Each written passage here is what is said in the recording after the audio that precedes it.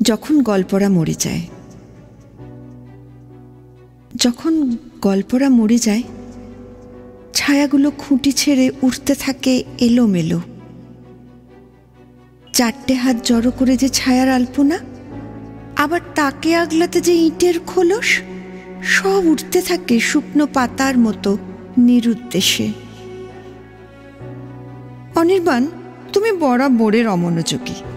কিছুতেই সিল্কের কাপড়টা পাট করতে দিলে না। কতবার শেষ প্রান্ত দুটো হাতে ধরিয়ে দিলাম।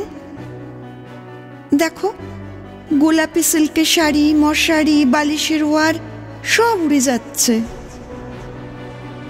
শুধু বালিশের আগল ছেঁড়া শিমুল তুলোরা বিন্দাস জোছনার মলম ফেরি করে যায়।